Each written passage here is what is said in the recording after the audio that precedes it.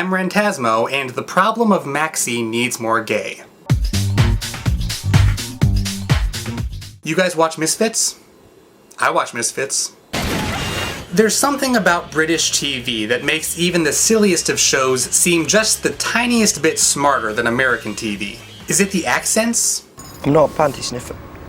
It's probably the accents. Misfits has become a moderately big hit amongst nerds here in the States. And it's often described as heroes meets Skins. To which one might say, what the f*** is Skins? Well, Skins is an odd show. One that you wouldn't really expect a nerd like me to enjoy as much as I do.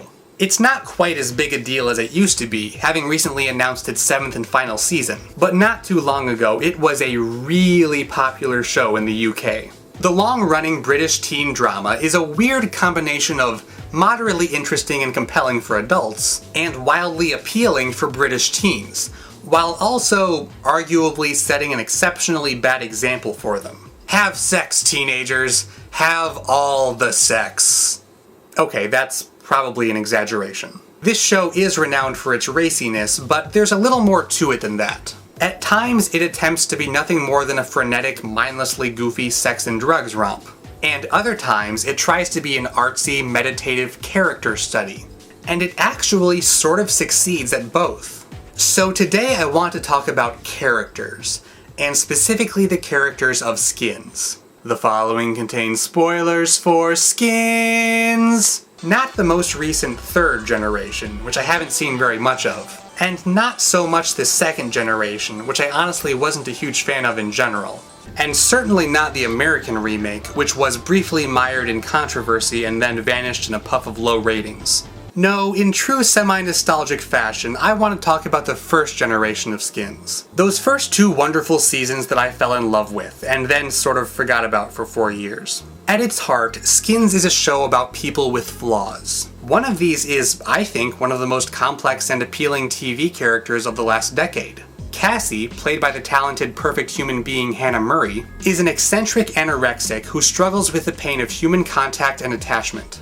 She's funny and likable, but also cripplingly unbalanced, with an addictive and sometimes vindictive personality. She's just one of an ensemble of tragically flawed characters. Tony is a cruel narcissist who's forced to deal with the consequences of his actions. Sid is an awkward, emotionally immature nerd, whose low self-esteem prevents him from standing up for himself. Then there is Maxxie. Maxxie is gay, and he likes to dance. This is the problem of Maxxie.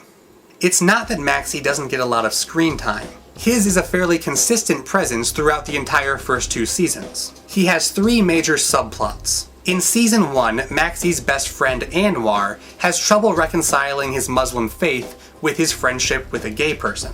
In Season 2, Maxxie's father is hesitant to allow his son to pursue his dreams of being a dancer. And lastly, Maxxie is hounded by an obsessive female stalker. Notice something in common? Maxxie is essentially a passive player in all 3 scenarios. He's the target of his friend's prejudice, he's the target of his father's overprotectiveness, and he's the target of the stalker's being a crazy stalker. He doesn't really do a whole lot, he just has things done to him. Maxxie doesn't need to change as a character to solve any of these subplots. It's the other person who alters their behavior. Anwar finds peace between his religion and his friendship, Maxxie's father learns to accept his son's independence, and the stalker eventually just kind of stops stalking. There is sort of a smaller subplot where Maxxie gets seduced by Tony and feels guilty about it. But it's really just a plot point in someone else's subplot, and it never really gets resolved. Maxxie doesn't really change because of it. He can't change as a character because he doesn't really have any discernible flaws to fix, or to draw conflict from. So all of his conflict has to come from external sources. Maxxie himself has no problem.